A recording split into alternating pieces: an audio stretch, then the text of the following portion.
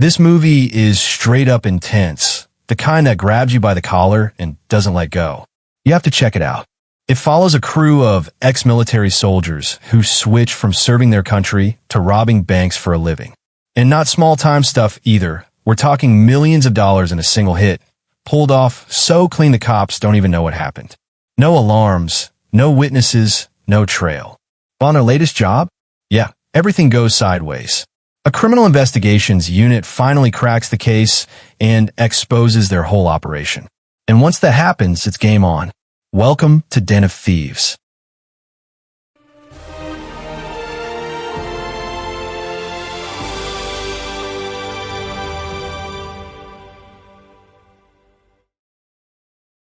The story kicks off in Los Angeles. An armored cash truck pulls over at a convenience store so the guards can grab drinks and fast food. Just another normal stop, until it's very much not. Two cars packed with heavily armed robbers roll up, ready to jack the truck. And step out of the vehicle, or we will forcibly remove. One of the officers panics, reaches for his gun, and tries to fight back.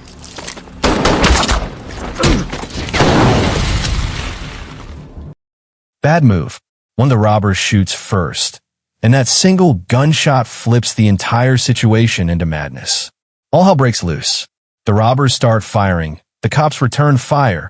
Chaos everywhere. Thankfully, the truck driver manages to send out a distress signal before it's too late. Fucking coffee! Out of fucking time! Backup is on the way. The robbers still manage to crack open the truck and grab the cash, but their escape doesn't go as planned. The police arrive way faster than expected, and suddenly it turns into a full-blown shootout in the middle of the street. The cops are completely overwhelmed. Several officers go down, and it becomes obvious real quick these aren't amateurs. These guys are trained, disciplined, and used to combat. One officer desperately calls headquarters for reinforcements. We are under heavy fire! But it's already too late. Every cop at the scene is killed. Knowing more police are coming, the robbers bail, guided out by their guy Mac, who uses a GPS tracker to steer them clear of the incoming units. Clean escape. Barely. Take the second left into the tunnel. Back at their hideout, we finally meet the crew. There's Ray Merriman, the calm, calculating leader. Bosco, the bald dude with the long hair. Yeah, interesting combo. Levu, Ray's right-hand man. And Donnie, the quiet getaway driver. GPS? It's one of the old models, man. We good. Make sure you take care of those weapons. Turns out, they're all former military, kicked out after past crimes landed them in prison. And honestly, the way they handled that shootout earlier makes perfect sense now. These guys are built for war. Sadly, not everyone made it. One of their crew, Marcus, was shot in the thigh. The bullet hit a major artery. No dramatic last words, just gone. Brutal. He's done. You sure you were clean all the way home? The movie then shifts gears to a man pulling up to his house. Meet Nick, a captain in the LAPD's Major Crimes Unit. He walks in and finds his wife waiting for him, which is awkward because he didn't come home the night before. Too much partying, too much drinking, and yeah, too much cheating. Can't do that. What was so hot then? Is that a word? That's the final straw. His wife, Debbie, takes the kids and leaves to stay with her aunt. Nick is left standing there, realizing his marriage is officially falling apart. Not his best day.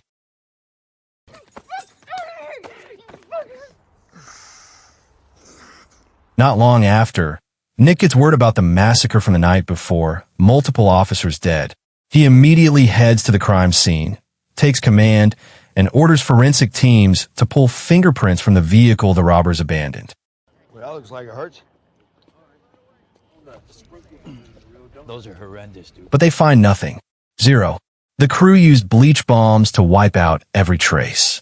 No fingerprints, no clues. That's when Nick knows he's dealing with a crew that's next-level professional. It's a cold car. Veer's been pried off, plates. He saw them and they looked right at him, but For some reason, it have to. From a distance, Bosco watches the whole investigation unfold, snapping photos of the cops and detectives. They need to know who's hunting them. According to Levu, that guy Nick, he's one of the best. And worse, Nick has a reputation. If you rob banks in his city, he doesn't just arrest you. He kills you. Remember Endo? Filipino dude, the cops. Sheriffs, it must be this clown right here. And that's when the real hunt begins.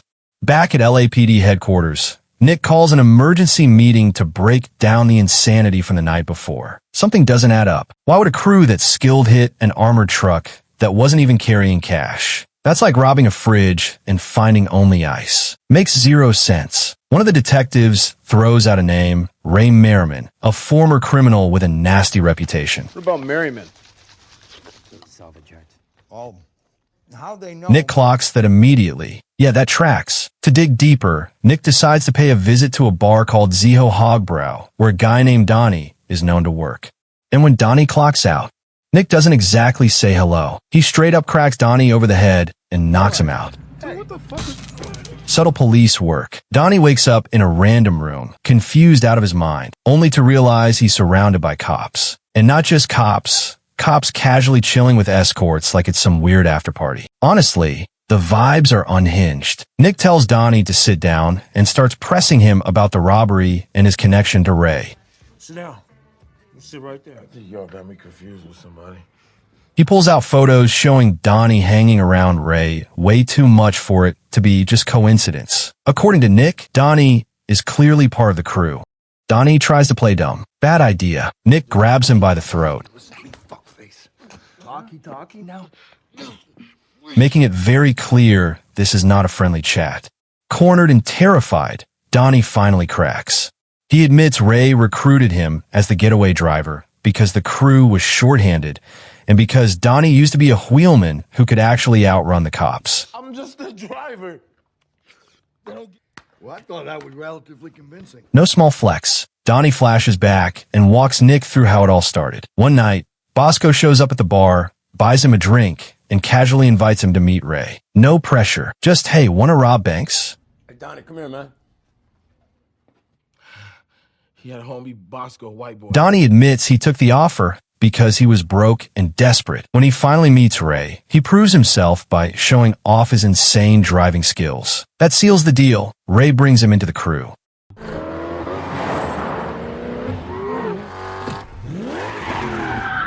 Feels like he's squeezed Donnie for all he's worth. He lets him go with one very serious condition. Donnie has to keep him updated on Ray's next move. Donnie agrees, because honestly, what other choice does he have? Horsepower, be at First and Central at 0800. Don't be late. The next morning, Ray takes Donnie to scope out their next target, the Federal Reserve Bank of Los Angeles. And yeah, this place is basically Fort Knox on steroids. Heavy security, insane protocols, designed to make robbers cry. got outstanding parking tickets. They're going to know about it before. It's the only bank that's never been robbed. But Ray's done his homework. Inside the vault is a massive amount of cash scheduled to have its serial numbers replaced. The old bills are set to be destroyed. Ray's plan? Steal that money before it gets melted down. Once it's officially retired, no one owns it, and no one comes looking for it. That's the loophole. You got $30 million. Nobody's looking for. Seeing the serial numbers of the old bills from the Fed system. Meanwhile, Nick is hanging out in a parking lot with his crew when a guy walks up and hands him a court summons. Nick freezes. Reality hits. His wife has officially filed for divorce. No jitting, no drama, just quiet acceptance. I suggest you take these. Oof. At the same time, Donnie starts studying the streets around the bank, mapping escape routes like his life depends on it, because it absolutely does. Ray and the rest of the crew stay back at the hideout, breaking down blueprints and security systems piece by Once piece. we breach the count room, only thing left is the cameras. Is intact. But anything that's peripheral, like cameras in the hallway. Then an opportunity pops up. A Federal Reserve employee orders food from a nearby restaurant. Donnie sees his opening. He disguises himself as a delivery guy and walks straight into the bank like he belongs there. Bold move. While inside, he casually leaves one of the food bags in a bathroom. No explanation, no context, but trust me, this detail, it's gonna matter later. That night, Ray and the crew link up at a restaurant to chill, eat, and talk strategy. Everything's calm until Nick suddenly walks in. He casually greets Donnie like they're long-lost buddies. Super awkward. Donnie immediately realizes what's happening. Nick is poking the bear, trying to get Ray mad and blow their cover. Thankfully, everyone keeps it cool. Everything's all good. Excuse us. Got family here, bro. Barely. Once they leave the restaurant, Ray pulls Donnie aside and starts grilling him. Ray's good is telling him Nick might be a cop who's watching them closely. Donnie manages to talk his way out of it and finally admits what really happened earlier. All right. Now, he came to me. He knows you. Friday. Make sure he knows it's all. Somehow, Ray buys the story. Crisis dodged for now. Still heated, Donnie later confronts Nick while Nick is out shopping for shoes and suits. Because of course he is.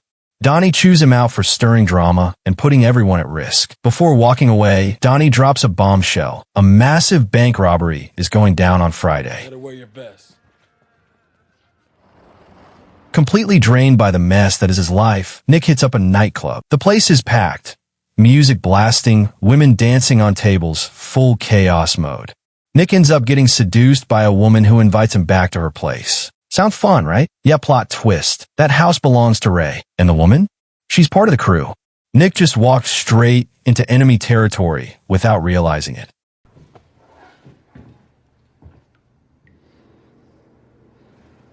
Later that night, Nick remembers it's already Thursday. Tomorrow's Friday. Feeling uneasy, he visits his youngest kid at school. It's one of those just-in-case moments like he knows something bad could happen, and it might cost him his life. Good? Yeah? You miss? How are you? Good? The next day finally arrives. D-Day. Ray and the crew gear up, loading weapons and locking him mentally. They even hand Donnie a gun, officially pulling him all the way into the job. No more half measures. Always keep your finger off the trigger until you're gonna shoot somebody. On the other side, Nick and his team are also prepping. Ammo checked, plans reviewed, nerves high. They know these guys aren't amateurs. These are former military. Pros. And that makes everything way more dangerous. You good? I'm good. The robbery kicks off at a small bank called Pico Rivera. The crew storms in, terrifies the hostages, and forces the bank manager to call the police. Their demand? $10 million and a helicopter within 1 hour. Within 1 hour, they need to deliver $10 million. I know you already triggered the silent alarms. No negotiation games. The FBI shows up fast and tries to negotiate, but the robbers shut that down immediately. If the cops try to stall or play step by step, hostages will start dying. And sadly, they prove they're serious. What the fuck are you doing, Merriman? One hostage is executed when the police push back. After that, the FBI caves and asks for 90 minutes, hoping no more lives will be lost. Then Ray calls Nick directly. Hello? You watching? Did you get my number from her cell? Turns out the woman Nick slept with earlier lifted his phone number. The call isn't to negotiate, it's pure disrespect. Ray mocks Nick, telling him this time he's dealing with real professionals, and there's nothing Nick can do to stop what's coming. I didn't bring my cuffs anyway.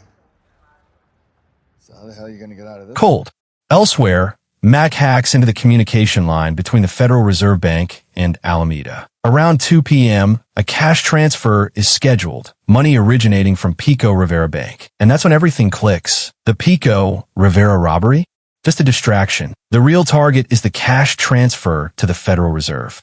Moments later, an explosion rocks the bank, throwing everyone into panic.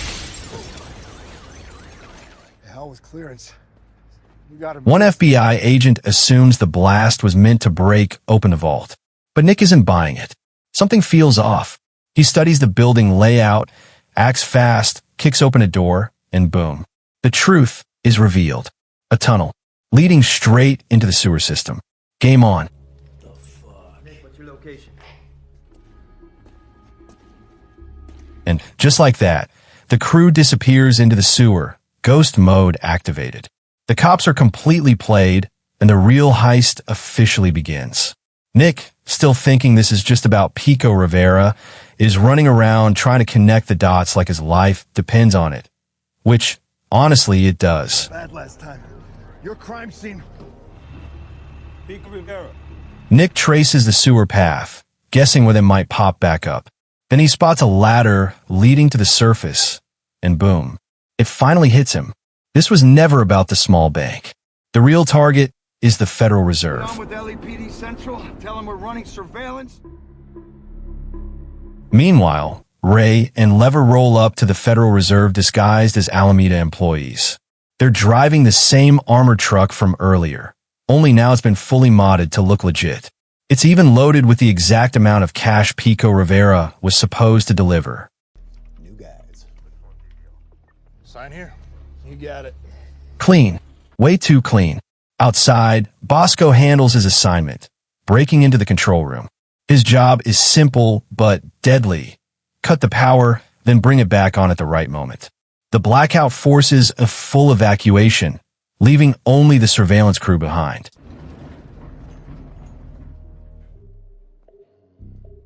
Everyone else, out. Once Bosco kills the power, security goes into evacuation mode. They've got about 10 minutes of downtime, which is just enough to make sure the cash counting room is completely empty. Perfect timing. Gotta shut down. Pull them out of the count rooms. All clear here. Go. When the surveillance team returns to the control room, surprise, Donnie pops out of one of the armored cash containers like a horror movie jump scare. He's holding an EMP device, and yeah, it absolutely cooks the system. Camera's dead. Motion sensors fried. Total blackout. Negative. Donnie now has free reign. With everything offline, the officers panic and call the cash counting supervisor, Luigi, asking him to check the room. Problem is, Luigi's nowhere near the building. He's chilling at a cafeteria way across town. Hey, dum-dum. You gotta let go. So the cops rush out to grab him. Big mistake. That tiny window is all Donnie needs. He grabs all the combined cash, stuffs it into multiple packages, and dumps them into the disposal system right before the money can be destroyed.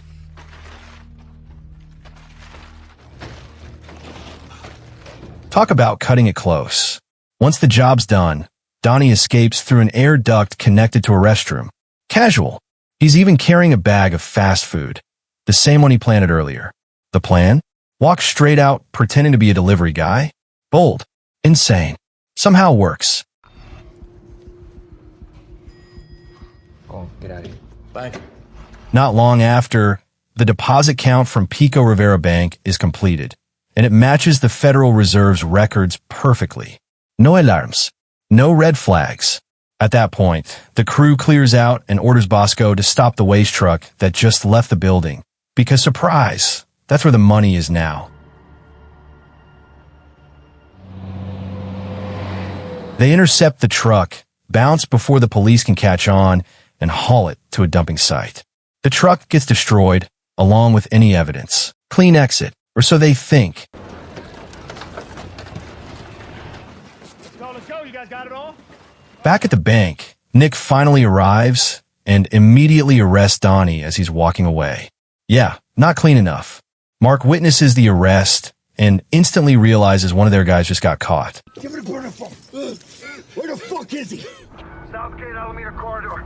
10-4, head. Under pressure, Donnie cracks. He tells the cops exactly where Ray is, at the waste disposal site. With that intel, the police mobilize fast. On the way, Nick spots a black car and becomes convinced it's Ray and the rest of the crew. Sure enough, they run into heavy traffic and are forced to stop. With nowhere left to run, Ray makes a call. If they can't escape, they'll fight. Right there, in the middle of the road. Corridor is backed up. Okay, we're at a stop. Yeah, this is about to get ugly. Nick steps out of his car and moves toward Ray, shouting for civilians to clear the area. Things are about to go sideways, fast. Ray sees the writing on the wall and pulls out a high-caliber automatic rifle, clearly choosing violence as his exit strategy. No hesitation. Straight chaos. Before the cops can fully surround them, bullets start ripping through parked cars like they're made of cardboard. One of Nick's guys gets hit square in the chest. It's a nightmare. Ray bolts, grabbing another weapon as he runs.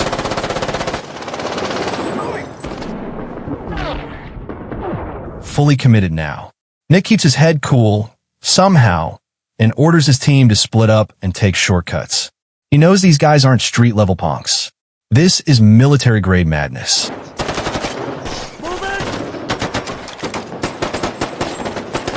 During the chase, one of Nick's men lands a clean shot on Levu while he's trying to escape. Levu goes down. That leaves only one man standing, Ray. And he's still fighting like he's got nothing to lose, which, honestly, he doesn't. Nick stays on him, chasing Ray until there's nowhere left to run. The final showdown kicks off, and Nick takes a bullet straight to the wrist, because of course he does. But somehow, adrenaline takes over, and he pushes through the pain. Ray tries to climb over an iron fence to escape. Bad move. Nick fires again, and this time hits Ray in the side of the chest, right where the body armor doesn't cover. That's out of hurt. Ray stumbles and ducks behind a car, bleeding fast. Nick circles around and takes cover behind another vehicle, keeping his distance and staying smart.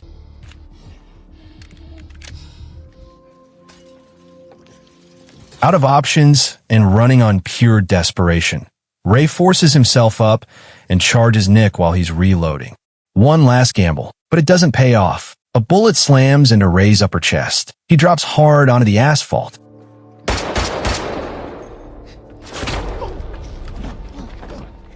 That's it. Game over. Ammo gone. Strength gone. The realization hits, he lost. Nick finishes the job to make sure the threat is completely neutralized.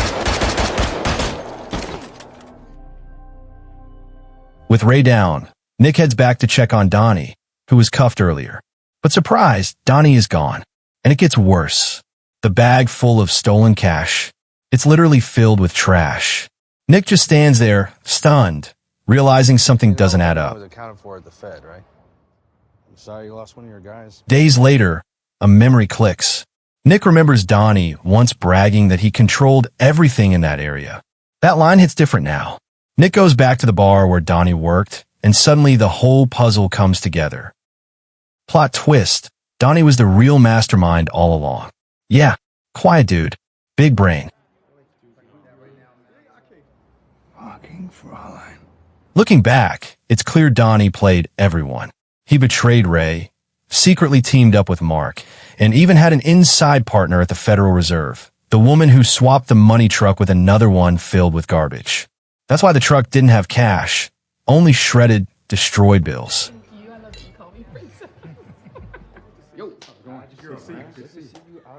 The real money? Donnie hid it inside car tires and shipped it straight to Panama. I'm in complete control of my environment. Genius. Evil genius, but still. Now Donnie's in London, living his best low-key life, working as a bartender like nothing ever happened. And when he meets someone connected to a diamond shop, yeah, you can already tell, this man is planning his next move. And then, cut to black. The end. So what's the lesson here? For me, it's simple. Never judge someone by how harmless they look. The quiet ones? Yeah, those are usually the dangerous ones. What about you? Drop your thoughts in the comments. Thanks for watching all the way through. Wishing you and your family good health always. And don't forget to subscribe and check out the rest of the channel. Alright, y'all. I'll catch you in the next one.